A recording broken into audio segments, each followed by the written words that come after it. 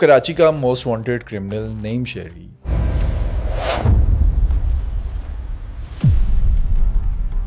جرائم کی دنیا کا بے تاج بادشاہ، لیکن کوئی شخص یقین نہیں کرے گا کہ نہایت پتلا دبلا، چاقو چوبند، شاطر، بلکہ یہ بھیس بدلنے کا ماہر تھا۔ پولیس سے بچ کے نکل جاتا تھا۔ پولیس سے نہیں، قانون نافذ کرنے والے 8 ادارے اس کے تعاقب میں رہے، اور یہ کراچی کا وہ ڈان تھا جو انہیں جل دے کر نکلتا تھا، جل دے کر۔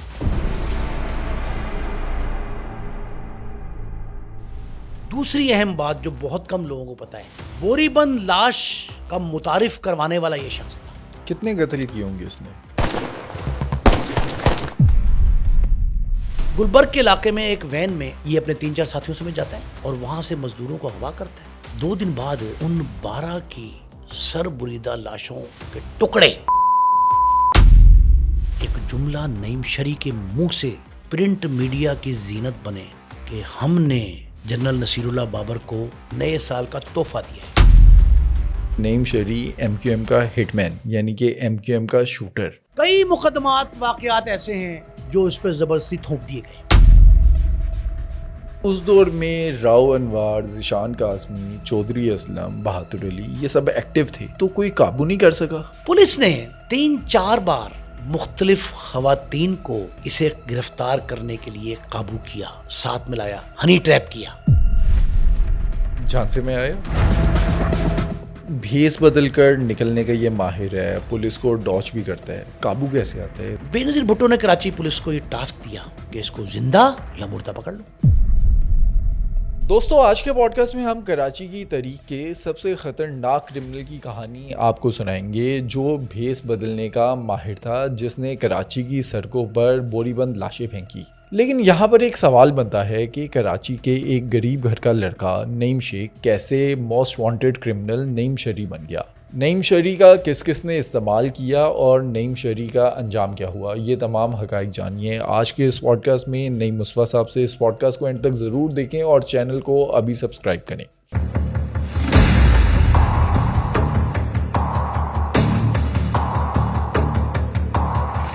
نعیم صاحب، کراچی کا موسٹ وانٹڈ کرمنل نعیم شہری، اس کی کہانی کیا ہے؟ یہ کیسے گینگسٹر بنا اور اس نے کیا کچھ کیا اپنی لائف میں؟ بٹ صاحب، ہم نے کئی پروگرام ایسے کیے جو کراچی کے امن و امان کے حوالے سے تھے، بالخصوص 2 دہائیاں، 80 اور 90 کی دہائی، جب آپریشن بھی ہوئے، اس دوران 3 آپریشن، 2 پاکستان پیپلز پارٹی کے دور میں، ایک میاں نواز شریف کے دور میں، وہ ذرا ہلکا تھا، لیکن 3 آپریشن بھی ہوئے۔ اور یہی وہ عرصہ ہے جس دوران لیاری گینگ وار بھی شروع ہوئی، اور یہ وہی گینگ وار ہے جس کے سلسلے میں یہ انڈیا نے دھرندر فلم بنائی۔ یہ 2 دہائیاں جو ہیں نا، اس میں کراچی نے جہاں خون اور آگ کا کھیل دیکھا نا، اہل کراچی امن و امان کی مخالفانہ سرگرمیاں جو ہیں ان سے متعارف ہوئے۔ وہاں ایسے ایسے نامور لوگ پیدا ہوئے جنہوں نے جرائم کی دنیا میں عالمگیر شہرت پائی۔ جو لسانی فسادات ہیں، گروہی اختلافات ہیں، گینگز وار ہیں، وہ ساری کی ساری ان 2 دہائیوں میں، 80 اور 90 کی دہائی میں زیادہ دیکھنے کو ملی ہیں۔ اور یہ وہی دور تھا جب بوری بند لاشیں ملتی تھیں، اور یہ وہی دور تھا جب لوگوں کے گلے کاٹ کے، سر تن سے جدا کر کے، جو جسم کے اعضاء جو ہیں انہیں بڑی بے دردی سے، سفاکے سے قتل کر کے بہایا جاتا تھا۔ اور یہ وہی دور تھا جب کئی ایسے لوگ مشہور ہوئے جنہوں نے بھارت میں تربیت حاصل کی تھی، افغانستان میں، مطلب سرحد پار کے جو تربیتی مراکز تھے دہشت گردی کے، وہاں کے ٹرین لوگ انہی 2 دہائیوں میں جو ہے وہ کراچی کا امن تباہ کرنے کے ذمہ دار تھے۔ جس بندے کا آپ نے نعیم شہری کا ذکر کیا نا، اس کا پورا نام تھا شیخ محمد نعیم۔ اب شہری کے حوالے سے 2-3 تعویلیں اس حوالے سے جو باتیں، کہانیاں منظر عام پہ آئیں۔ کچھ لوگ کہتے تھے کہ شرارتی شر پھیلانے والا، اس وجہ سے شری کہتے تھے۔ اب میڈیا جو ہے اس میں اس کے بھائی جاوید کو بھی شری لکھا جاتا ہے۔ اب یہ قبیلہ ہے، یہ لقب پڑ گیا اس کا، یہ شر کی وجہ سے، جو بھی معاملہ ہے یہ اپنی جگہ پہ ہے۔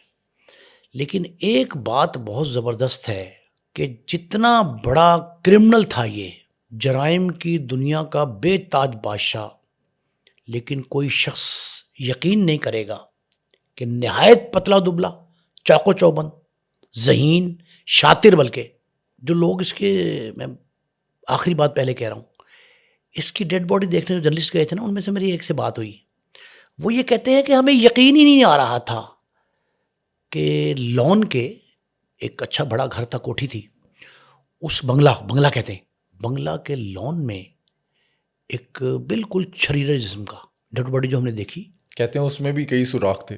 سوراخ تھے اپنی جگہ پہ، ظاہر پولیس مقابلہ تھا، اور یہ پولیس نے رینجرز مقابلہ تھا، رینجرز مقابلہ۔ وہ کہتے یہ ہیں کہ ہمیں یقین نہیں آ رہا تھا کہ جو کہانیاں ہم نعیم شری کے حوالے سے سنتے رہے، کیا یہ وہی نعیم شری ہے پتلا دبلا سا، جو خوف اور دہشت کی علامت تھا کراچی اور اہل کراچی کے لیے۔ اس کے القاب تھے 3، چھلاوا پہلا، پرسار، مسٹیریس لوگ کہتے تھے، نہیں مسٹیریس 2، اور تیسرا ایک ہمارے ہاں مشہور ہے نا یہ بات کہ جی وہ خلائی مخلوق نے کام کر دکھایا، گمشدہ فہرست بن گئے خلائی مخلوق، اس کا نام خلائی مخلوق بھی تھا ایک۔ دوسری اہم بات جو بہت کم لوگوں کو پتہ ہے، بوری بند لاش کا متعارف کروانے والا یہ شخص تھا۔ اچھا یہ کرمنل بنتا کیسے ہے؟ کیا ایسے یہ معاملات ہوتے ہیں اس کی لائف میں جو اسے اس حد تک لے جاتے ہیں کہ بوری بٹ بند صاحب ایک لاشیں؟ مثل مشہور ہے، ضرب المثل ہے،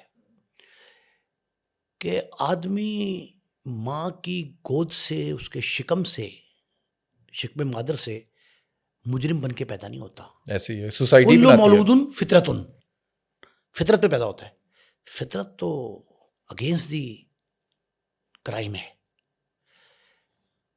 حالات ہیں ایسے جو آدمی کو جرائم پیشہ بناتے ہیں، بالکل صحیح ہے۔ جن حالات سے یہ گزرا۔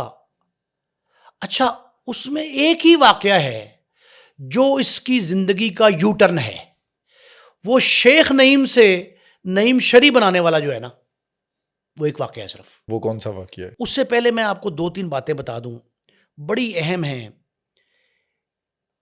کہ میں نے 3 القاب آپ کو بتائے، ان تینوں کے علاوہ ایک چوتھی چیز بھی ہے۔ خصوصیات تو بہت ساری اس میں تھیں، تیز ترار تھا، یہ بھیس بدلنے کا ماہر تھا۔ یہاں پولیس سے بچ کے نکل جاتا تھا؟ پولیس سے نہیں، قانون نافذ کرنے والے 8 ادارے اس کے تعاقب میں رہے، اور یہ کراچی کا وہ ڈان تھا جو انہیں جل دے کر نکلتا تھا، جل دے کر۔ کہتے ہیں کہ ان کے سامنے سے نکل جاتا تھا، انہیں پتہ ہی نہیں چلتا سامنے تھا۔ سے مل کے گفتگو کر کے، ہاتھ ملا کے، مختلف انداز سے نکلتا تھا۔ کبھی اس نے سائیکل لی، ساری رات پورے پہرے دیتے رہے، محاصرہ کیے رکھا۔ ہاں ایک اور بات، پاکستان کی تاریخ کا واحد کرمنل، پاکستان کی تاریخ کا، جس کے لیے ہزاروں، 1000 نہیں، ہزاروں محاصرے کیے گئے۔ کبھی گھر کا محاصرہ اس کے بھائی کے گھروں میں، بھائیوں کے گھروں میں، 10-11 بہن بھائیوں کا ایک تھا، اس کے بھائی کے سسرال میں ایک مزار تھا، شاہ نورانی مزار، جہاں پر یہ جاتا تھا، کافی اکثر جاتا تھا، اعتقاد تھا اس کو۔ اس کے لیے جتنے مقامات پر، جتنے اداروں میں، جتنے محکموں میں، جتنی کوٹھیوں، بنگلوں، کوارٹروں میں، کوارٹر سے کوٹھی تک، اس کے لیے پولیس، رینجرز، آرمی، 4-5 دیگر ادارے اس کو گرفت میں لانے کے لیے کام کرتے تھے، اور 3 دفعہ اس کی ہیڈ منی جو ہے نا، 3 دفعہ 5 لاکھ 10 لاکھ 20 لاکھ اور مرنے سے 10 دن پہلے 50 لاکھ. 3 بار روٹین میں اور چوتھی بار ایک منصوبہ بندی کے تحت, وہ بتاؤں گا میں آپ کو ڈیٹیل. 4 بار اس کی سر کی قیمت مقرر کی گئی, 5, 10, 20 اور پھر 50 90s میں اور 80s کی دہائی میں 5, 10, 20 4 بار. نعیم صاحب, ایک چیز نا کراچی والوں کی طرف سے الزام لگتا ہے کہ ہم جو پنجابی ہیں وہ ان ٹاپکس پر بات کرتے ہیں اور جو حقائق ہیں ان سے ہٹ کر ہم بات کرتے ہیں. آج کے پوڈ کاسٹ میں اصل حقائق بتائیں کہ نعیم شری نے کیا کچھ کیا اور کرمنل کن حالات میں یہ بنا. بٹ صاحب, پہلی بات تو یہ سمجھیں 1973 میں جنم لیا اس نے. سول ایویشن ایئرپورٹس کی جو نگران محکمے کی فورس ہے, اس کے شیخ عبدالرزاق ان کے والد مرحوم, ان کے ہاں یہ جنم لیتا ہے. غریب گھرانہ, ایک چھوٹا سا کوارٹر, بالکل چھوٹا سا کوارٹر 2 کمروں کا. وہاں یہ 11 بہن بھائی, 2 ماں باپ, 13 افراد کا کنبہ, 2 مختصر سے کمرے. انہیں کمرے نہیں کمریاں کہنا چاہیے, 2 کمریاں کہ جن میں نہ عرض ہے نہ طول ہے. جینا اگر یہی ہے تو مرنا فضول ہے. یہ حالات تھے جو ان حالات میں اس نے جنم لیا. شیخ عبدالرزاق صاحب نے بمشکل ان کی پرورش کی, بہت کم پڑھے لکھے, لیکن ان کے بھائی جاوید شری کے بقول وہ یہ کہتے ہیں کہ ہم میں سے سب سے زیادہ چالاک ہوشیار ہمارا یہ بھائی تھا نعیم. 8ویں جماعت میں تھا تو اس نے نوکری کر لی. اور کہاں کی نوکری؟ کہاں؟ جاوید شری کے جو سسر تھے ان کے بڑے بھائی کے ہاں ملازمت کر لی. اور وہ جو کام کرتے تھے ان کے ساتھ یہ بھی لگ گیا اور کچھ پیسے لے آتا تھا ماں باپ بہن بھائیوں کے لیے, ان میں وہ کرتا تھا. لیکن ایک بات اس کے بارے میں مشہور ہے ان کے گھر والوں کے بقول کہ بہت رحم دل تھا. کرمنل کے لیے سنگ دل سخت جان ہونا ضروری ہے, لیکن یہ بہت رحم دل تھا, ہمدرد تھا دوسروں کا. جب تک یہ 8ویں میں تھا. اس کے بعد بھی ہمدردی کرتا تھا. اچھا, اب لوگ کہتے ہیں جی کہ یہ ایم کیو ایم میں تھا. کوئی تعلق تھا اس کا ایم کیو ایم سے؟ اس کے 2 بھائی ایم کیو ایم کے تھے. 11 بہن بھائیوں میں سے 2 بھائی ایم کیو ایم میں تھے. ایم کیو ایم وہاں فعال ہو رہی تھی, لیکن ابتدا میں یہ بہت مخالف تھا ایم کیو ایم کا. ایک اجلاس ہو رہا تھا ایم کیو ایم کا, وہاں جا کے اس نے 8 کریکر پھینک دیے اجلاس کے دوران, کچھ اندر کچھ باہر, شرارت میں. یہ شر ہے جو شریک کہلایا نا, اس وجہ سے شرارت کا. اچھا, اس کا مقصد کوئی دہشت پھیلانا نہیں تھا, خوف نہیں تھا, اس کو اپنی طاقت کا لوہا منوانا مقصود تھا. اس نے اپنی طاقت کے اظہار کے لیے ایم کیو ایم کے اجلاس پہ وہ پھینک دیے. اب یہ وہاں سے والد صاحب ریٹائر ہوئے, ریٹائرمنٹ کے پیسے ملے ان کو, سرکاری ادارے میں تھے, تو انہوں نے شاہ فیصل کالونی نمبر 5 وہاں ایک بڑا گھر کرائے پہ ساری عمر کرائے پہ رہے. اور ایک اور میں بات آپ کو بتاؤں, موسٹلی کرمنلز کا انجام ایک جیسا ہوتا ہے, موسٹلی اس طرح گینگسٹرز کا, لیکن جس طرح انہوں نے قسمہ پرسی میں زندگی گزاری اس خاندان نے, نعیم شری کے خاندان شیخ لوگ تھے, اس کے مرنے کے بعد مزید قسمہ پرسی کی زندگی گزاری. کسی نے پوچھا تک نہیں بعد میں ان کو, اور یہ بات میں بتاتا ہوں آپ کو. لیکن یہ سمجھیں کہ والد صاحب کی ریٹائرمنٹ کے بعد یہ شاہ فیصل کالونی نمبر 5 میں ایک بڑے گھر کرائے پہ لے کے اس میں رہائش پذیر ہو گئے. اور اس ٹائم تک نعیم شری جو ہے وہ نعیم شیخ ہی ہے, کوئی اس طرح کا معاملہ نہیں ہے. کوئی معاملہ نہیں ہے, کچھ نہیں ہے. یہ جو کریکر پھینکتا تھا نا, واقعات چھوٹے موٹے کرتا تھا, یہ ان میں مولا میں جھگڑا نوجوانوں کا فلاں یہ وہ چھوٹے موٹے تنازعات, ان میں یہ جیل چلا جاتا ہے. اب کچھ لوگ یہ کہتے ہیں کہ جیل کی زندگی جو ہے نا اس نے اسے مجرم بنایا, اور یہ کئی مثالیں موجود ہیں, ہاتھ اس کا کھلا. پاکستان میں تو کئی مثالیں ہیں ایسی ہے. کراچی کے گینگسٹر تو جیل میں جو گیا, کہ انہوں نے تو بہت شاہانہ جیل کاٹی ہے، لیکن وہ بھی کرمنل بنے جیل کی وجہ سے ہیں۔ جیل جرائم پیشہ افراد کے لیے عقوبت خانہ نہیں ہے، کوئی سبق آموز مقام نہیں ہے۔ جیل اس کی مجرمانہ زندگی کو بڑھوتی دینے کا باعث بنتی ہے۔ نارملی ہمارے پاکستان کی جیلیں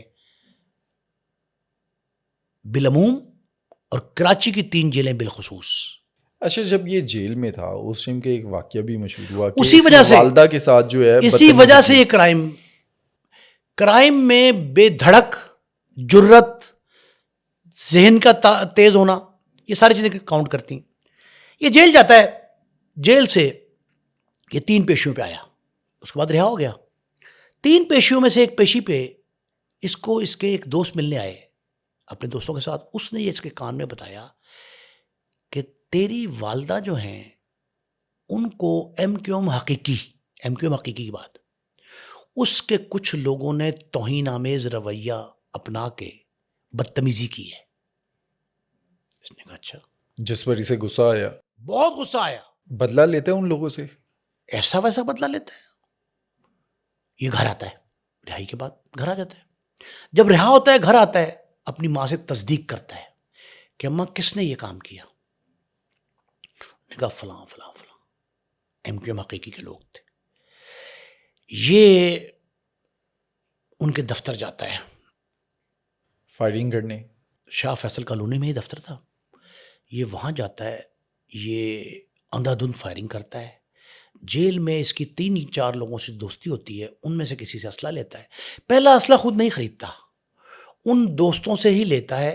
اور یہ جیل کی زندگی کا تاریک پہلو ہے کہ جب آپ کو کرمنل وہاں ملتے ہیں تو وہ آپ کو منشیات بھی فراہم کرتے ہیں، اسلحہ بھی فراہم کرتے ہیں، جرت بھی دے دیتے ہیں، ٹارگٹ بھی دے دیتے ہیں۔ ان دوستوں میں سے کسی نے اس کو اسلحہ دیا، یہ اس اسلحے سے گیا، فائرنگ کیا، اور اس میں کئی لوگ دفتر میں بیٹھے ہوئے ایم کیو ایم حقیقی کے وہ قتل ہو جاتے ہیں۔ اس کے خلاف چارج شیٹ ہوتی ہے، پولیس چھاپے مارتی ہے، اس کو پکڑنے کے لیے چل جاتی ہے، اور یہ وہاں سے فرار ہو جاتا ہے۔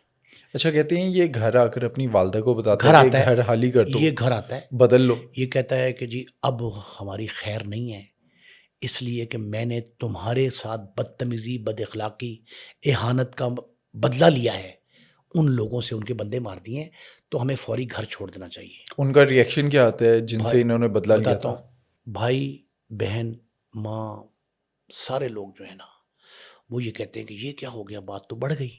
وہ بہرحال گھر ایک تلاش کرتے ہیں قریبی، وہاں چپ کر کے چھوٹے سے گھر میں چلے جاتے ہیں۔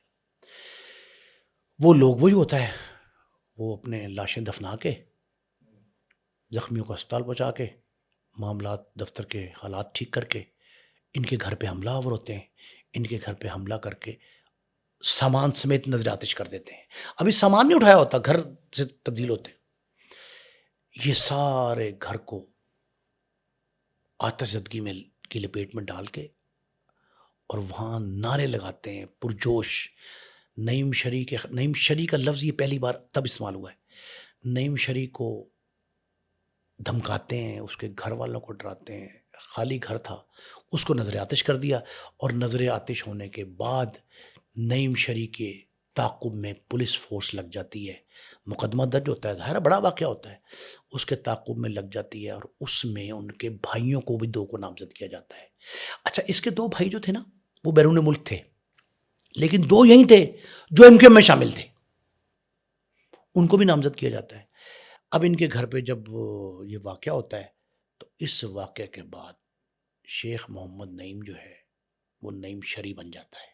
اچھا نعیم صاحب، آپ کو یاد ہے لاہور کا ایک کردار تھا مظہر طبی، جب سب انسپیکٹر حمید نے اس کی والدہ کے ساتھ بدتمیزی کی، اس ٹائم پہ اس کا بھی یہی ریئیکشن تھا؟ اس نے اس کو اغوا کیا، گاڑی میں ڈالا، پسٹل سے بٹ مارے، گولیاں ماری، اور قبرستان میں، جوہر ٹاؤن کے قبرستان میں اس کے ساتھ لٹکا دیا درخت کے ساتھ، اور پھر اس کو آگ لگا دی۔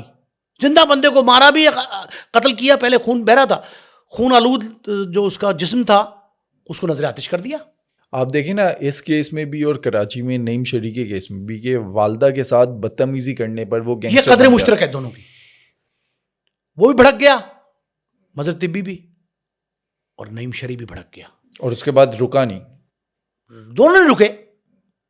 مظہر طبی کی بھی آپ واقعات سارے چیک کر لیں. حمید کے قتل اور لاش کو پھانسی دے کے نظر آتش کرنے کے بعد سے واقعات میں اضافہ ہوا ہے, اس کے کرمنل ایکٹیویٹیز بڑھی ہیں. یہی نعیم شری کے ساتھ ہوا. نعیم شری وہاں سے بھاگ جاتا ہے, اس کے 2 بھائیوں کو پکڑ لیتے ہیں وہ پولیس والے. اچھا ایک اور بات ذہن میں رکھیے گا, بٹ صاحب یہ دبلا پتلا چھریرا جسم کا تھا, لیکن ہتھیار بڑے استعمال کرتا تھا, کام بڑے کرتا تھا. کلیشنکوف تھی. بڑا ہتھیار بڑے واقعے میں استعمال کرتا تھا ایک نحیف و نظار. اب یہ جو معاملہ تھا یہ اس کا پہلا کرمنل ایکٹ تھا جو اس نے والدہ کی اہانت پہ ایم کیو ایم حقیقی کے خلاف دفتر میں کیا. اس کا ریونج فل ایٹیچیوڈ پھر سامنے آیا ہے اس کا کہ اس کو گھر کو آگ لگائی گئی. ایک اور واقعہ اس دوران ہوتا ہے. گلبرگ کے علاقے میں 10 مزدور 10 یا 12 وہ کہتے ہیں کہ ڈرائیور بھی ساتھ تھا, 10 یا 12 مزدور جو ہیں, 10 کی لاشیں مل گئی تھی نا, لیکن 12 لوگ کہتے ہیں. گلبرگ کے علاقے میں ایک وین میں یہ اپنے 3-4 ساتھیوں سمیت جاتا ہے اور وہاں سے مزدوروں کو اغوا کرتا ہے. اغوا کر کے وین میں ڈالتا ہے, وین میں ڈال کے نامعلوم مقام پہ لے جاتا ہے. 2 دن بعد ان 12 کی سر بریدہ لاشوں کے ٹکڑے بوری بند ملتے ہیں. مزدوروں کو اغوا کر کے ان کا یہ حال کرنے کا مقصد کیا تھا؟ مزدوروں نے کیا بگاڑا تھا؟ بس صاحب یہ میں آپ کو ایک بات بتاؤں, ایک بڑی عجیب سی بات ہے. بعض اوقات سماجی تفاوت جو ہے نا, سماجی تقسیم, وہ انسان کو اندھا کر دیتی ہے. یہ سمجھ سے باہر ہے کہ اس نے ان کو اغوا کر کے اتنا بڑا ایکٹ کیا. کراچی کی تاریخ میں اتنی بڑی تعداد میں بوری بند لاشیں پہلی بار ملی, اور میں نے آپ سے کہا کہ یہ فاؤنڈر کہلایا اس دور میں. بوری بند لاشوں کو باہر پھینکنے میں اس نے کیا کیا ایکٹ کیا ہوگا, کس نوعیت سے, کس حیثیت سے, کتنی کربناک موت ہوگی ان مزدوروں کی, وجہ یا نات کا پتہ نہیں لگا. یہ لاشیں جو گلبرگ سے اغوا ہوئے تھے نا, ان کی لاشیں ملی تھی لیاقت آباد کے. لیاقت آباد ایم کیو ایم کا گڑھ تھا, غریب بستیاں ساری کی ساری مہاجر بستیاں کہلاتی تھی. لیاقت آباد سے اس کی لاشیں ملی تھیں. جب لیاقت آباد سے لاشیں ملی تو اس کے بعد ایک سیریس واقعہ ہوا. یہ دسمبر کی 2627 کو اغوا ہوتے ہیں. 30 کی رات کو لاشیں بوری بند ملتی ہیں, صبح 31 دسمبر کی نیو ایئر نائٹ. اس دوران آپریشن کر رہے تھے جنرل نصیر اللہ بابر, اس وقت کے وفاقی وزیر داخلہ.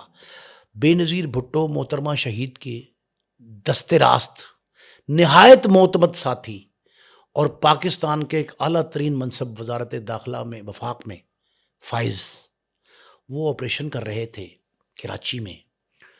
تو ایک جملہ نعیم شری کے منہ سے, اس کی زبان سے, اخبارات تھے, الیکٹرانک میڈیا تو تھا ہی نہیں, پرنٹ میڈیا, اس پرنٹ میڈیا کی زینت بنے کہ ہم نے جنرل نصیر اللہ بابر کو نیو ایئر کا, نئے سال کا تحفہ دیا ہے. کہتے ہیں کہ 2 فوجی اہلکار تھے جن کو اس نے اغوا کر کے ان کے ساتھ یہ کیا تھا. یہ 2 واقعات مختلف ہیں. 10 تو وہ ملے تھے لاشیں, 2 اور تھے وہ فوجی کوپ تھے, وہ فوجی کوپس کی بھی ملی, اور وہ تو براہ راست ہمارے عسکری اداروں کو جو ہے چیلنج تھا. جنرل نصیر اللہ بابر کا تعلق بھی اسی ادارے سے تھا. اس وجہ سے یہ پیغام ان کو دیا گیا, اور یہ پیغام علل اعلان دیا گیا, اور یہ کہا گیا کہ ہم نئے سال کا تحفہ دے رہے ہیں نصیر اللہ بابر کو. سوشل میڈیا پہ میں نے 1-2 ویڈیوز دیکھی جو نعیم شری کی زندگی پہ بنی ہوئی تھی. اس پر مینشن تھا کہ نعیم شری ایم کیو ایم کا ہٹ مین, یعنی کہ ایم کیو ایم کا شوٹر. نعیم شری کا کسی جماعت کے ساتھ یا اس ٹائم کی جو ایم کیو ایم تھی اس کے ساتھ تعلق تھا؟ تعلق تھا اس کا. اور انہی کے ایما پر یہ سب کرتا تھا. نہیں، ساری وارداتیں. اچھا، اس کی 3 طرح کی وارداتیں.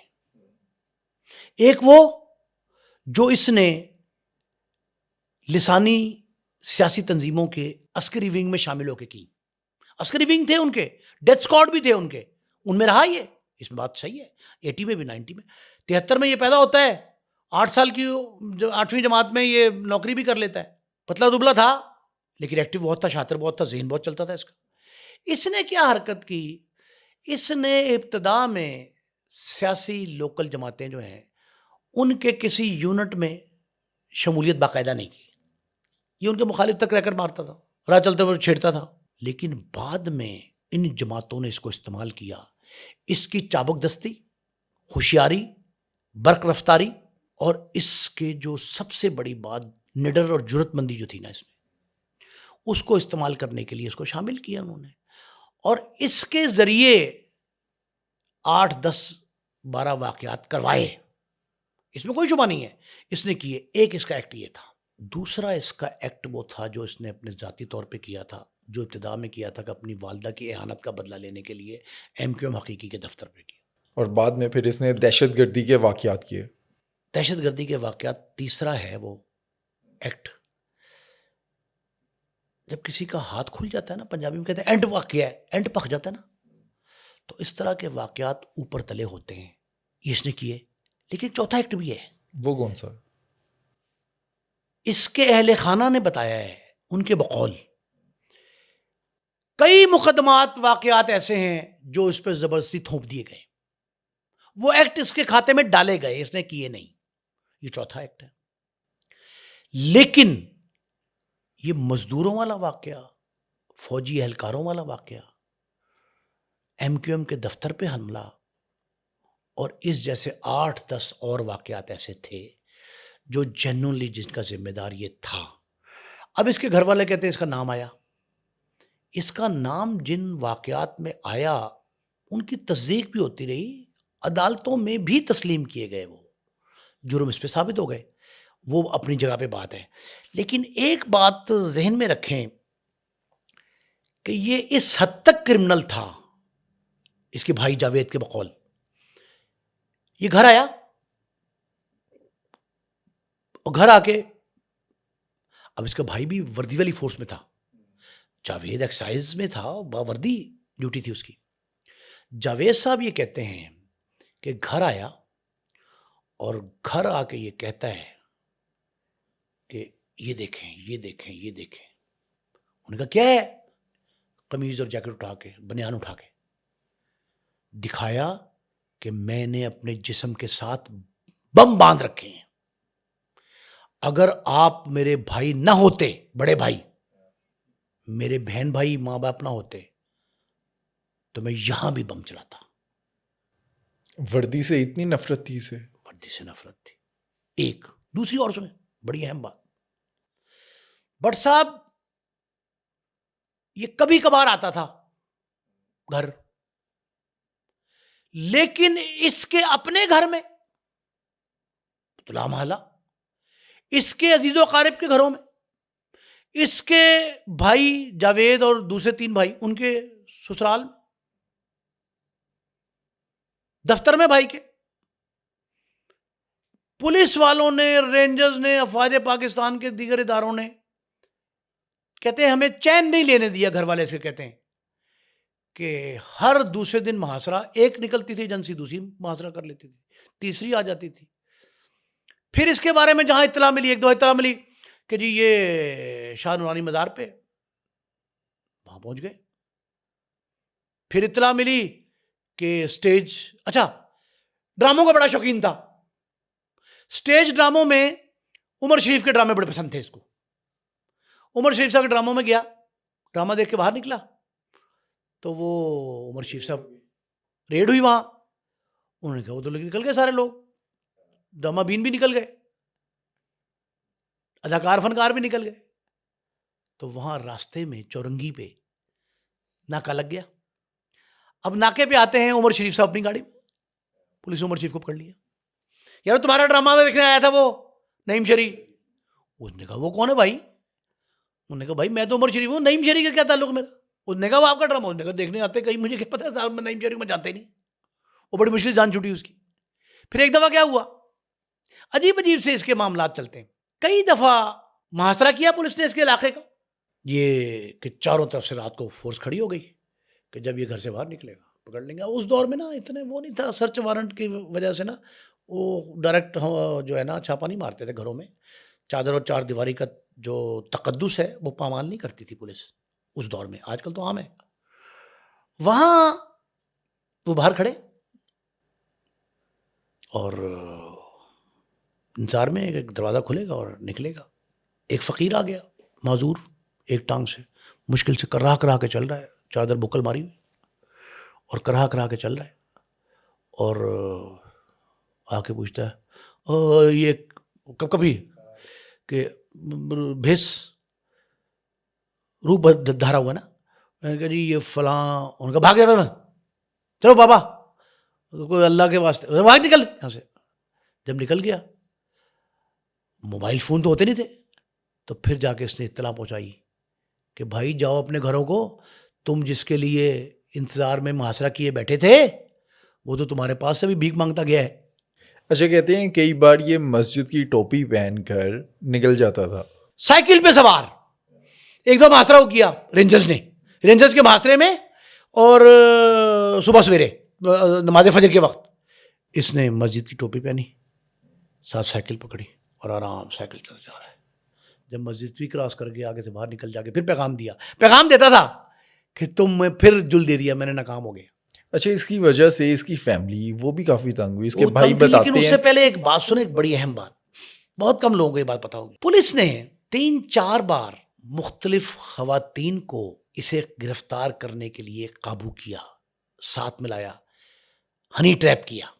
اچھا, لیکن اس کے بارے میں مشہور ہے کہ یہ لڑکیوں یہ کو نہیں اس تھا, طرح سے شوقین نہیں نہیں ایسا تھا. شوقین نہیں تھا, لیکن ہنی ٹریپ کی اس دور میں بھی ہنی ٹریپ, میں بتا رہا ہوں کہ ہمارے ناظرین آج جو وہ ہم ہنی ٹریپ کا لفظ استعمال کرتے ہیں, اس دور کا ہنی ٹریپ یہ تھا, لیکن لوگوں کو پتہ نہیں تھا یہ ہنی ٹریپ ہے. کہ لڑکیوں سے کہا کہ تم اس کو فون کر کے, P T C L number ہوتے تھے, ان کا اس کو فون کر کے اسے ٹریپ کرو اور اسے جھانسے میں لا کر اپنے پاس بلاؤ اور ہمیں فون کر دینا, ہم آ جائیں. جھانسے میں آیا, نہیں آیا, یہ تھا ہی نہیں اسٹائل کا. مطلب he was not of that type کہ خواتین میں جو کوئی زیادہ دلچسپی رکھتا ہو تو خواتین کے ذریعے ٹریپ. ہمارے یہاں بڑے بڑے کرمنل جو ہیں وہ اپنی جان سے بھی گئے سنی ٹریپ کی وجہ سے. مظہر طبی کو دیکھ لیں, لڑکی کے خطرہ آیا, ایک لڑکی کے خطرہ آتے ہیں, دوسرا بیوی بچوں کو ملنے آتے ہیں. یہ اپنے بیوی بچوں کو ملنے آتا تھا, بیٹی تھی اس کی, لیکن اس ٹریپ میں صرف ایک دفعہ قابو آیا اور مارا گیا, لیکن اس سے پہلے کئی بار آیا, پولیس نے پکڑ سکی اس کو. اچھا, اس کے گھر والے بھی کافی مشکل میں ہوتے تھے. اس کے بھائی نے بتایا کہ جب یہ گھر آتا تھا تو اس کا بھائی اور بھابھی وہ چھت پر بیٹھتے تھے کہ یہ جنونی ہو کر کہیں انہیں نہ مار دے. وہ کہتے تھے اس حد, اچھا یہ جنونی نام اسے گھر والوں نے رکھا تھا, جنونی ہے ہمارا. باقی تو کرمنل کہتے, دہشت گرد کہتے تھے, شریر کہتے تھے, شر کہتے تھے, پھیلاتا ہے. اس کا بھائی سگے جاوید بہت سمجھدار آدمی, اور ان کی اہلیہ, وہ کہتے ہیں کہ ہم خوف کے مارے جیسے پتہ لگا تھا کہ آیا ہوا ہے تو ہم اوپر چلے جاتے تھے. وہ کہتے تھے ہمیں پولیس کے محاصروں سے خوف نہیں تھا, پولیس کے چھاپوں سے, ریڈنگ پارٹی سے خوف نہیں تھا, ہمیں اس سے خوف تھا کہ یہ بم جو باندھ کے آ گیا تھا گھر, تو یہ کہیں ہمیں نہ مار دے. اچھا, اس دور میں راؤ انوار, ذیشان قاسمی, چودھری اسلم, بہادر علی, یہ سب ایکٹیو تھے, تو کوئی قابو نہیں کر سکا. چودھری اسلم, راؤ انوار نے 3 بار اس کے سر کی قیمت بڑھوائی ہے. آفیشیلی وزارت داخلہ کے نوٹیفیکیشن کے مطابق پولیس کی طرف سے جو ریکمنڈیشن جاتی ہے اس میں 3 دفعہ بڑھی. وہ اس کے پیچھے چڑھے رہے تھے, لیکن یہ ماہر تھا فرار کا, بھیس بدلنے کا, روپ دھارنے کا, اور جل دینے کا. کہتے ہیں اس زمانے میں جو مخبر ہوتے تھے انہیں 10-10, 20-20 لاکھ کی آفر کی گئی کہ اس کا پتہ بتا دو. مخبری ایک ایسا نیٹ ورک ہے جو پولیس کی تفتیش اور سخت گیر کرمنلز, دہشت گردوں کی گرفتاری میں بنیادی رول رکھتا ہے. مخبر جو ہے اس کا کلیدی کردار ہے. کیا کردار ادا کیا مخبروں نے؟ اس کو قابو کروانے کے لیے مخبروں نے بہت سارے پیسے پولیس سے ٹھگ بھی لیے اور اس کو قابو نہیں کروایا. یا یہ اچھا بہت محتاط آدمی تھا, نہایت محتاط, ٹرسٹ نہیں کرتا تھا کسی پر. اپنی کسی مخبری کا موقع ہی نہیں کسی کو دیتا تھا کہ کوئی اس کے راز کو اگل دے, باہر نکال دے, اس کو گرفتار کروا دے, اس سے بدلہ بھی بعض اوقات کئی آپ کے ساتھی آپ سے جیلس ہو رہے ہوتے ہیں, آپ کے مخالفت کر رہے ہوتے ہیں, منافقت کر رہے ہوتے ہیں آپ سے, اس منافقت کی آپ دوڑ میں شکست کھا جاتے ہیں. تو یہ اس طرح کا تھا ہی نہیں, بہت چاروں چوکنے مراحل کے ساتھ گزرتا تھا, کوئی نشانی نہیں چھوڑتا تھا, اور آنے سے پہلے اطلاع نہیں کرتا تھا, اچانک پہنچتا تھا جہاں جاتا تھا. یہ اپنی زندگی میں صرف ایک بار جیل گیا ہے. ایک بار جیل گیا اور واپس آ کے اس نے شیخ نعیم سے نعیم شری کا روپ دھارا ہے. اس وقت اس کی شکل جو ہے نا, وہ اس پہ لوگ کہتے ہیں کہ اس کی آنکھوں سے خون نکل رہا تھا, ٹپک رہا تھا, باقاعدہ غصے میں تھا, وہ ماں کی اہانت کی وجہ سے. اب آپ اس کی یہ بات سمجھیں کہ محترمہ شہید کا دور تھا, بینظیر بھٹو پرائم منسٹر پاکستان تھی,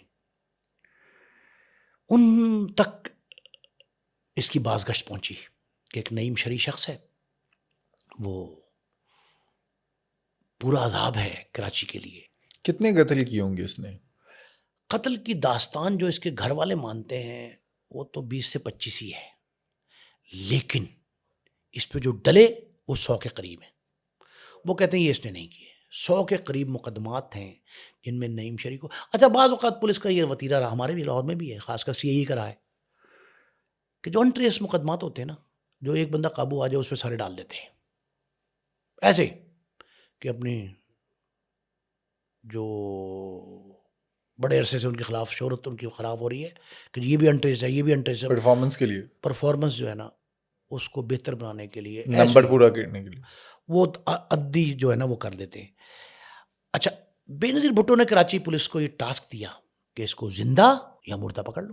یہ اداروں نے باقاعدہ تصدیق کی اس بات کی کہ اسے شوٹ ایٹ سائٹ کا حکم تھا اس کے حوالے سے, وفاقی وزیر داخلہ سے لوکل ایس ایچ او تک اس کی تلاش میں سرگرداں رہے کہ پکڑ لیں, ناکام ہوئے, کامیابی نہیں ملی ان کو. خواتین والے ٹریپ بھی میں نے آپ کو بتایا, ہنی ٹریپ, اس میں بھی کامیابی نہیں ہوئی.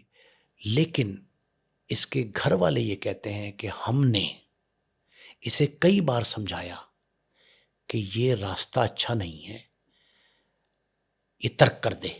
اچھا, لیکن یہ جتنا آگے نکل چکا تھا اس پہ واپسی یہی کوئی جواب نہیں تھی. اس کے بھائی جاوید یہ کہتے ہیں کہ بھائی میں نے جب اس کو بہت سمجھایا, دوسرے بھائیوں جو باہر تھے وہ سمجھاتے تھے ٹیلی فون پہ اس کو, تو اس نے کہا جی میں جس راستے کا راہی بن گیا ہوں وہاں سے ممکن ہی نہیں ہے واپسی. اب مجھے پتا ہے میرا انجام کیا ہونا ہے, لیکن اگر میں واپس آؤں گا تب بھی یہ بھیانک انجام میرا ہے. لیکن نقصان آپ سنیں کیا ہے نقصان. وہ کہتے ہیں کہ تھانے, اس کے بھائی کہہ رہے ہیں اس کے تھانے کچہری, اس کے مقدمات بھگت کے, ریڈنگ پارٹیز, گھر میں بے سر و سامانی, حالات کی کشیدگی, سنگینی, شدت. کہتے ہیں اس نہج پہ پہنچ گئے کہ ہمارے گھر میں مرچ اور روٹی, مرچ کے ساتھ روٹی کھانے پہ فاقہ کشی سمجھ لیں پہ ہم مجبور ہوئے. ایک بچہ ان کے گھر میں پیدا ہوا جو بالکل نومولود تھا, فہد اس کا نام تھا. فہد جب پیدا ہوا تو اس کے بھائی یہ کہتے ہیں کہ گھر میں چینی نہیں تھی کہ ہم اسے پانی میں گھول کے میٹھا شربت دودھ بنا کے اس بچے کو دودھ تو تھا ہی نہیں. دودھ مطلب ایک دیکھیں نا, ماں کہتی ہے بچہ عید ہے صبح ہے, ماں کہتی بیٹا سو جاؤ تمہارے ابو کپڑے لینے گئے, تسلی ہے نا. تو وہ شربت دودھ کی تسلی کے لیے چینی پانی میں ڈال کے گھول کے پلا دیتے, لیکن چینی تک نہیں تھی. یہ اس کے بھائی کے بقول. یہ جو سب کچھ گھر کا بک گیا, اس کو اس کے بھائیوں نے سمجھایا کہ نہ ہمارا گھر رہا, نہ عزیز و قارب رہے, نہ شادی بیاہ رہا. اور ایک اور بات آپ کو بتاؤں بڑی کربناک ہے, اور یہ سبق ہے ان لوگوں کے لیے جن کے ایک گھر میں ایک بھی کرمنل آ جائے. اور وہ سبق کیا ہے, یہ اور اس کے بھائی اس کی بہنیں، دونوں ماں باپ علیل ہوئے، قریبی ہسپتال میں داخل ہوئے، وہاں ہسپتال میں تیمارداری کو نہیں جا سکے، دونوں نے وہیں ہسپتال میں دم توڑا، جنازوں میں شریک نہیں ہو سکے۔ اس سے بڑھ کے بدقسمتی اور المیہ ہو نہیں سکتا۔ کہتے ہیں کہ بہن کی شادی میں نہیں جا سکے۔ بہن کی شادی میں اگر باراتی تھے 100 تو پولیس والے، خفیہ والے، ایجنسیوں والے 200 ہوں گے۔ آپ نے حالات ایسے بنا دیے۔ ان حالات میں جو معاملات تھے نا وہ بڑے عجیب تھے۔ اچھا، قسمہ پرسی کی زندگی اس نے بھی گزاری۔ اس دور میں Kawasaki G T O, Kawasaki sports, بڑی موٹر سائیکلیں بھاری، جو ریسرز ہوتے تھے یوز کرتے تھے۔ ہیوی بائک، آج کل 125 استعمال کرتے ہیں لوگ، تعقب بھی نہیں کر سکتا کوئی گاڑی پہ آپ کا۔ اس وقت یہ کاواساکی رکھ کے آتا تھا، لیکن اس کے 2-3 دوست بہت امیر تھے، ان امیر دوستوں کی گاڑیوں میں بھی پھرتا تھا، نمبر پلیٹیں چینج کرتا تھا، کالے شیشے لگاتا تھا۔ لیکن ایک بات اور بتاؤں، پولیس والے بہت سے ایسے تھے جو اس کے نام سے خوف کھاتے تھے، گھبراتے تھے اس سے۔ کوئی نعیم شری، کچھ لوگ تو نعیم شیخ کہتے تھے، کچھ نعیم شری کہتے تھے۔ وہ کہتے ہیں نعیم شری آ رہا ہے، بچ جاؤ، بھاگ جاؤ، نکل جاؤ۔ یہ جہاں جاتا تھا اس کے تعاقب میں رہتے تھے ادارے، لیکن پکڑنا اس کو ذرا مشکل ہوتا تھا، بلکہ بعض جگہوں پہ ناممکن ہوتا تھا۔ اس ساری صورتحال میں اس کے گھر کا جو حشر تھا نا، وہ تو آپ سوچ نہیں سکتے کہ کن مراحل سے اس کے گھر والے گزرے، اور انہوں نے کبھی ایسا نہیں کیا کہ اس سے یہ کہا ہو کہ تو نہ آیا کر۔ اس کا ساتھ نہیں چھوڑا۔ نہیں، ہو سکتا ہے، ممکن ہے کہ اس کا ساتھ چھوڑنا چاہتے ہوں، خوف چھوڑنے نہ دیتا ہو۔ انہوں نے کہا جنون تھا اس کو، تو جنونی جو ہے وہ مجھے اور آپ کو مار سکتا ہے نا، گھر میں کسی کو مار دے گا۔ تو اس وجہ سے اب جب اس کے والد اور والدہ سامنے گھر کے قریب ہی صاف فیصل کالونی کے ضیاء الدین اسپتال میں داخل تھے، تو اس کے بھائی کہتے ہیں ہم ایک دفعہ نہیں جا سکے، اور یہ پھر بھی پہنچ گیا۔ یہ ایک دفعہ پہنچ گیا تھا، کسی اس نے بدل لیا ہوگا حلیہ اپنا، اور یہ وہاں پہنچ گیا۔ اب شاہ نورانی مزار کے، میں نے کہا وہاں کا جو ہے نا پورا مرید تھا، وہاں جاتا تھا، اکثر بیٹھتا تھا۔ اس نے ہاتھ پہ ٹیٹو بھی بنایا ہوا تھا ان کا، لاہوتی لکھا تھا اس نے، اے طائر لاہوتی، اس رزق سے موت اچھی جس رزق سے آتی ہو پرواز میں کوتاہی، علامہ اقبال کا شعر، شاعر مشرق کا۔ یہ لاہوتی جو ہے نا، یہ اس نے اپنا تخلص رکھا ہوا تھا، اور اسی نسبت سے شاہ نورانی مزار کی نسبت سے لاہوتی مزار ان کا۔ یہ وہاں اکثر آتا جاتا بیٹھتا تھا، لیکن وہاں بھی پولیس نے ریڈ کیا، قابو نہیں آیا، نکل جاتا تھا۔ بھیس بدل کر نکلنے کا یہ ماہر ہے، پولیس کو ڈاچ بھی کرتا ہے، قابو کیسے آتا ہے؟ اس کا پولیس مقابلہ یا جو اس کا مقابلہ ہوتا ہے جس میں اس کی موت ہو جاتی ہے، وہ کیسے ہوتی ہے؟ بٹ صاحب، اس نے اپنی بیگم بچوں کو اپنے ایک دوست آفتاب کے بنگلے میں رکھا ہوا تھا، بڑی کوٹھی تھی، آفتاب امیر آدمی تھا، اس کی بیوی بچے وہیں رہتے تھے، 2 گھر تھے، 2 حصے بنائے تھے اس کے گھر کے، وہاں یہ رہتا تھا۔ اس کے 4 دوست اسے ملنے آئے، اب یہ بقول اس کے دوست کے، وہ کہتے ہیں دوست کو ملنے آئے سے، ان میں سے 1-2 کرمنل تھے، اور انہوں نہیں، یا ان میں سے کسی ایک نہیں، یہ مخبری کی رینجرز کو پیسوں کے لیے بس، یا اپنی جان چھٹوانے کے لیے؟ پیسوں، دیکھیں اس میں یہ اس وقت تک اس کے رقم سر کی جو تھی نا، وہ 50 لاکھ کروائی جا چکی تھی، انعام اس پہ 50 لاکھ کی انعامی رقم تھی اس پہ۔ اس کا فائدہ اس بندے کو ہونا تھا جس نے اس کی مخبری کی، یا پولیس کو جنہوں نے اس کو ہلاک کیا؟ دونوں کو ہو سکتا ہے۔ لوگ کہتے ہیں ایسے واقعات شائع موجود ہیں کہ جو ان کو آپس میں تقسیم، کہ جو انہوں نے کہا تھا اتنے تیرے اتنے ہیں میرے، اور وہ 20 لاکھ تھی آخری، اس کے بعد ایک دم 50 ہوئی تھی، تو 50 کرنے کے نارملی یہ ہوتا ہے کہ جی رقم زیادہ میکسیمم کروا لیں تاکہ بندہ پتہ ہے جی قابو آ گیا، اب مخبری ہو چکی ہے ہمیں۔ جب مخبری ہوئی ہے اس کے بعد رقم 50 ہوئی ہے، یہ کہا جا رہا ہے۔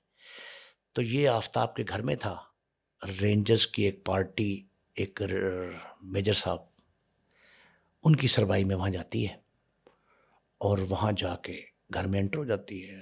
بندوقیں تانے ہوئے ہیں, سارے گھر کی تلاشی لیتے ہیں, نہیں ملتا.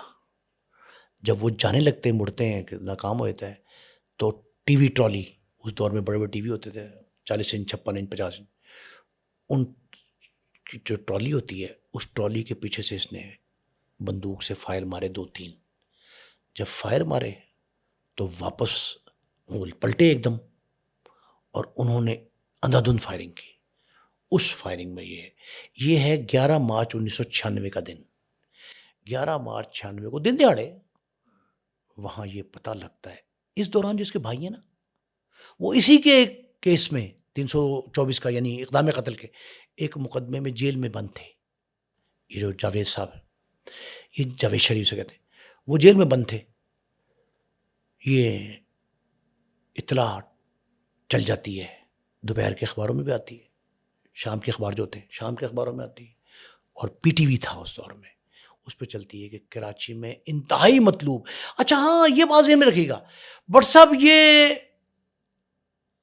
کہا یہ جاتا ہے کہ سن 85 سے لے کے اور 95 تک 10 سال پورے یہ اخبارات میں 6 سرخیوں کے ذریعے جو ہے نا شہرت پائی ہے. اس نے کراچی کا موسٹ وانٹڈ تھا.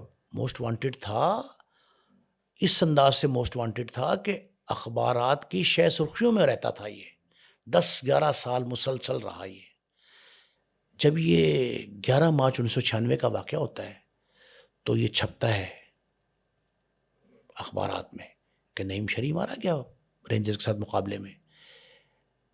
جو جرنلسٹ وہاں گئے تھے موقع پہ, ان سے میری بات ہوئی. وہ یہ کہتے ہیں کہ ہم نے چاروں طرف دیکھا, یہ ملا نہیں کمرے میں کوئی پولیس مقابلہ. ہو کا عالم تھا, کہتے کوئی پولیس مقابلے کا تاثر ہی نہیں مل رہا تھا وہاں کے سے مقابلہ ہوا ہے. وہ رینجرز نے خاموشی سے جو ہے نا وہ مقابلہ کیا, پولیس کی طرح شور نہیں مچایا. لان میں اس کی ایک ڈیڈ باڈی پڑی تھی, اس بنگلے کے لان میں. اس میں ایک چھریرا جسم کا نوجوان, پتلا دبلا سا.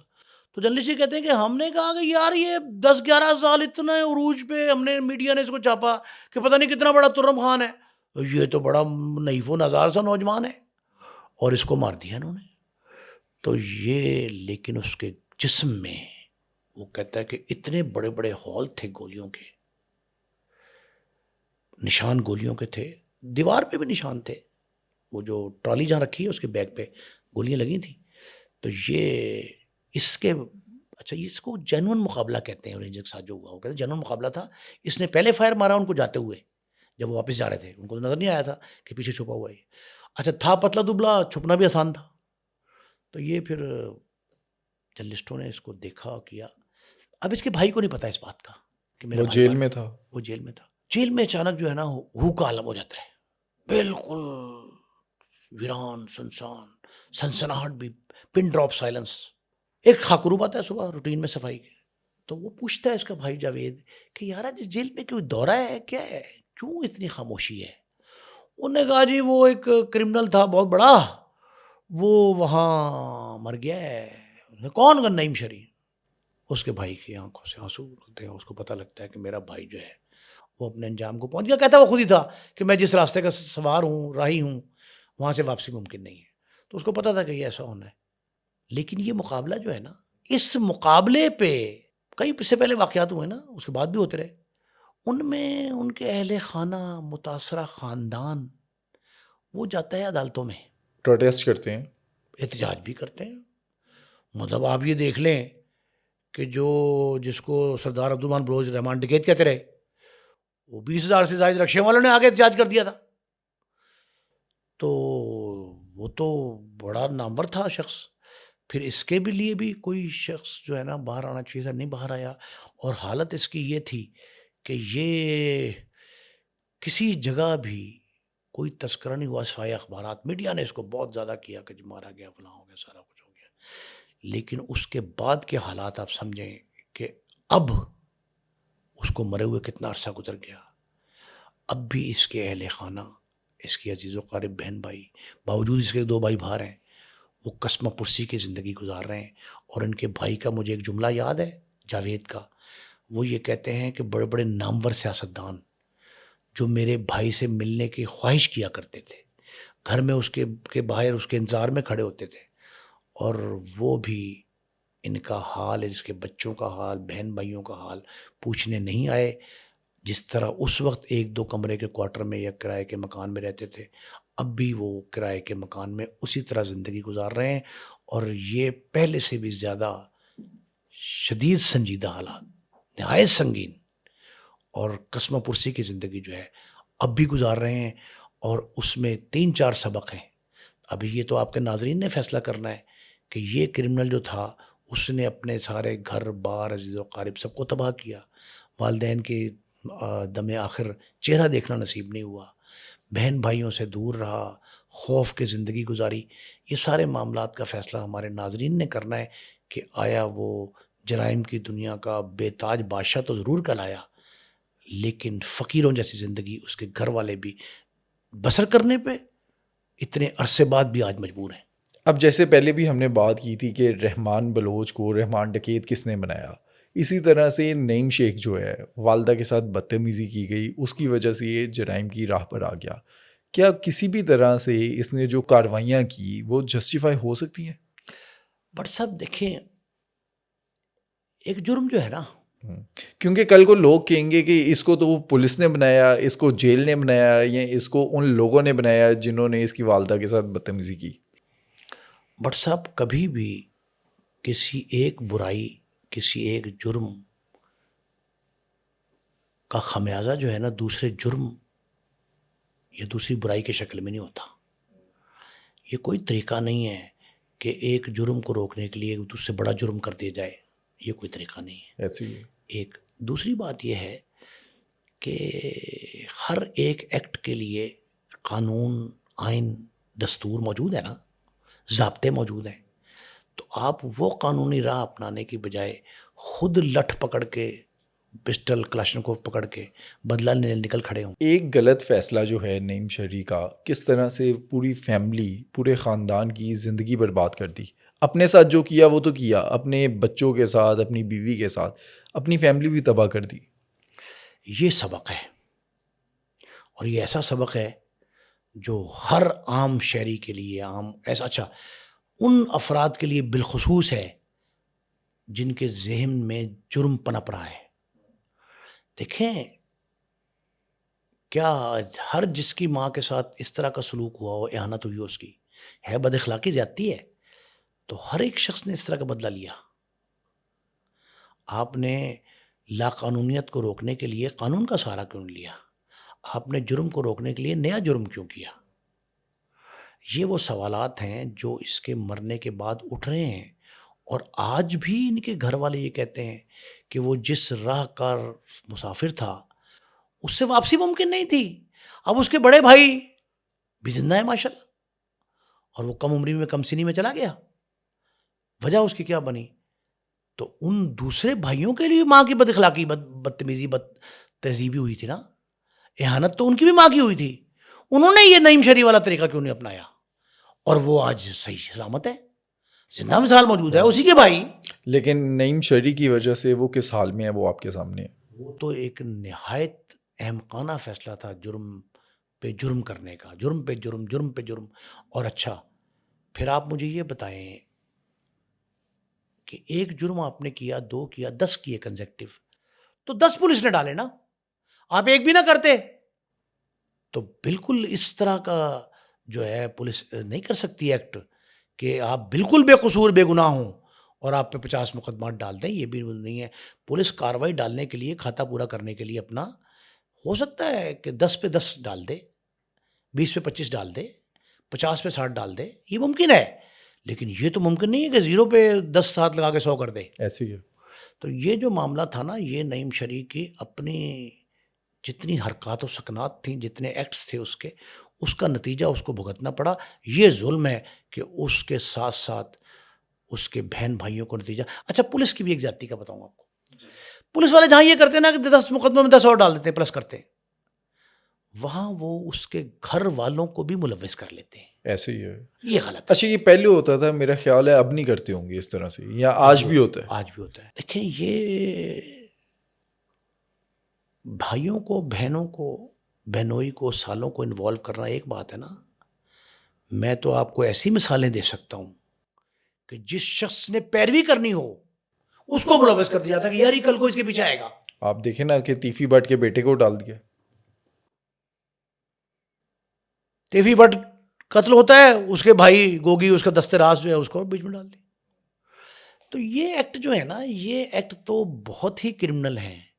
اور میرا خیال ہے کہ یہ تمام تر کاوشوں کوششوں جدوجہد کے باوجود ہم نے شفافیت کے نعرے لگائے ضرور ہیں, دعوے ضرور کیے ہیں, لیکن حقیقت پر مبنی نہیں ہیں. ہمارے روایت رواج اور جو ایک گمراہ کن صورتحال ہے نا, وہ یہی ہے کہ ہم روش یہ ترک نہیں کر پا رہے کہ آپ جنون طریقے سے جو ہے جتنا جس کا قصور ہے اس کو اتنے قصور کی سزا دیں اور صرف اسی کو دیں. اگر کوئی اس کا بہن بھائی, اب یہ جو بھائی ہیں ان کے باقی وہ بھی کہتے ہیں ہم بھگتتے رہے, جرم اس کا, کھاتے ماڑے پڑ گیا. تو بٹ صاحب یہ روش جو ہے نا اس کو ترک کرنا چاہیے. پولیس کی تربیت جو ہے نا اس میں یہ عنصر شامل کرنا چاہیے کہ حقیقت کے قریب قریب واقعات جو ہیں. اچھا, میں نے 2-3 پروگراموں میں آپ کو یہ کہا تھا, اگر ناظرین کو ہماری یاد ہو, کہ جتنا جرم ہوتا ہے نا اتنی سزا اسی متعلقہ شخص کو, مجرم کو ملے, یہ اچھی بات ہے. لیکن ایف آئی آر کا اندراج جو ہے نا غلط, وہ کتنے ہی خاندانوں کو تباہ کرتا ہے, کتنے نئے جرائم کو جنم دیتا ہے. یہ آپ پاکستان کی تاریخ بالعموم اور پنجاب اور سندھ کی تاریخ بالعموم, بالخصوص یہ 2 صوبے پنجاب اور سندھ, ان کی تاریخ جرائم پڑھ لیں. ان میں زیادہ تر واقعات جو ہیں نا وہ ہوئے ہیں, پیش خیمہ ثابت ہوئے ہیں, وہ ایف آئی آر ہیں. وہ ایف آئی آر جو تھی نا ان میں غلط لوگوں کو ڈالا گیا, اور ان میں پولیس والے بھی شامل ہوتے تھے, قانون دان ہمارے بھائی جو ہیں وہ بھی شامل ہوتے تھے, جو یہ کہتے تھے کہ 2 نام ہے بھی پالو. تو یہ روش اگر ترک نہیں ہم کریں گے تو جرم اور مجرم کا راستہ ہمیشہ کے لیے بند نہیں کر سکتے. آج کا پوڈ کاسٹ سننے کے بعد آپ کو کیا لگتا ہے کہ ایک غریب گھر کا عام سا لڑکا نعیم شیخ, اس کو کراچی کا موسٹ وانٹیڈ کرمنل بنانے میں کس کا ہاتھ ہے؟ ہمیں کامنٹ سیکشن میں بتائیں.